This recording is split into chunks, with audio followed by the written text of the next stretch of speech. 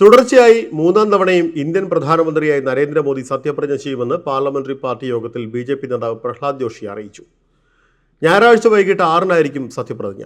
ബി.ജെ.പിയുടെയും എൻ.ഡി.എയുടെയും പുതുതായി തെരഞ്ഞെടുക്കപ്പെട്ട ലോക്സഭാംഗങ്ങളുടെ യോഗം പഴയ പാർലമെന്റ് മന്ദിരത്തിലെ സെൻട്രൽ ഹാളിൽ പുരോഗമിക്കുകയാണ്. എൻ.ഡി.എ എം.പിമാരെ കൂടാതെ മുഖ്യമന്ത്രിമാരുൾപ്പെടെയുള്ള സഖ്യത്തിലെ മുതിർന്ന നേതാക്കളും യോഗത്തിൽ പങ്കെടുക്കുന്നുണ്ട്. ബി.ജെ.പി. അധ്യക്ഷൻ ജെ.പി. നദ്ദ നരേന്ദ്രമോദിയുടെ നേതൃത്വത്തെ പിന്തുണച്ചുകൊണ്ടുള്ള പ്രമേയം അവതരിപ്പിച്ചു.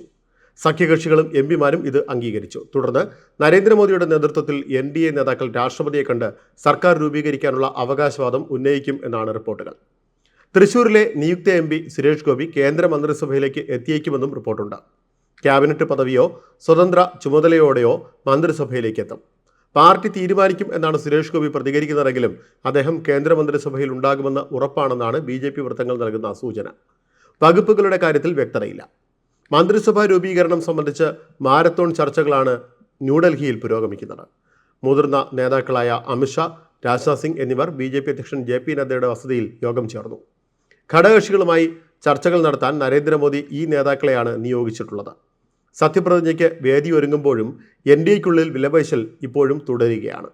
നിരുപാധിക പിന്തുണയാണെന്ന് പറയുമ്പോഴും പ്രധാന ഘടകകക്ഷികളായ ടി.ഡി.പിയും ജെ.ഡി.യുവും ഉന്നയിക്കുന്ന ആവശ്യങ്ങൾ ബി.ജെ.പിക്ക് പൂർണ്ണമായി സ്വീകാര്യമല്ല. എന്നാൽ സ്ഥാനമാനങ്ങൾ തമ്മിൽ തർക്കങ്ങളില്ല എന്ന് ഘടകകക്ഷി നേതാക്കൾ ആവർത്തിക്കുന്നുമുണ്ട്.